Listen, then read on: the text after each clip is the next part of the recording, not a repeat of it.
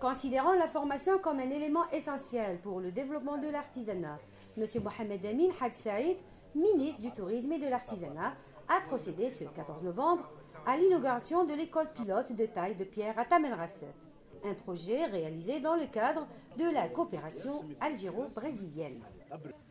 La visite de la nouvelle zone d'expansion touristique de Tannes a été aussi l'un des points importants de cette visite, où M. le ministre a insisté sur la nécessité d'une étude minutieuse du plan d'aménagement de cette zone, tout en respectant l'architecture locale et la particularité du tourisme saharien. Par rapport à la nouvelle zone touristique de Tamanrasset, il faut savoir que sur instruction de Monsieur le Premier ministre, il a été question de donner à Tamanrasset une zone touristique à la mesure de son immensité, à la mesure de son excellence. Alors c'est pour cela que donc il y a une nouvelle zone touristique de plus de 300 hectares qui va être réservée au tourisme et qui va donc abriter un village touristique d'excellence qui prenne en considération donc les normes internationales. Nous allons donc nous atteler à injecter au niveau de ce nouveau site des projets touristiques qui prennent en considération la spécificité architecturale de la wilaya de Tamanrasset, mais aussi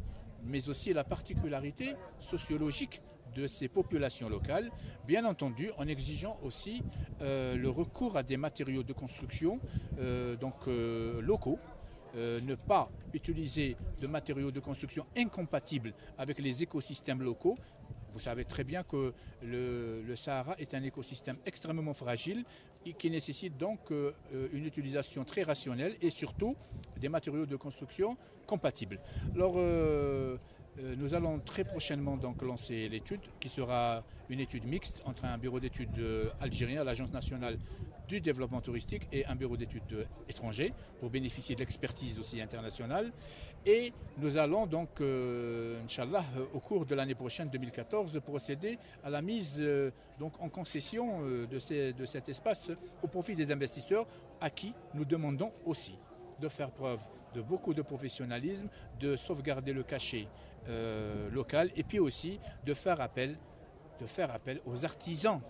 de la région pour leur permettre de participer aussi à la réalisation de cette zone parce qu'il faut savoir que l'artisanat local ajoute beaucoup de plus-value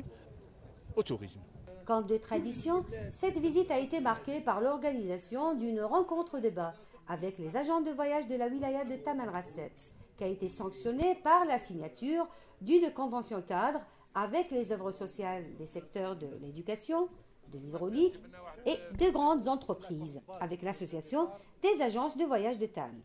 Ceci permettra à de nombreuses familles de travailleurs du Nord de profiter de vacances au sud du pays, particulièrement durant les fêtes de fin d'année.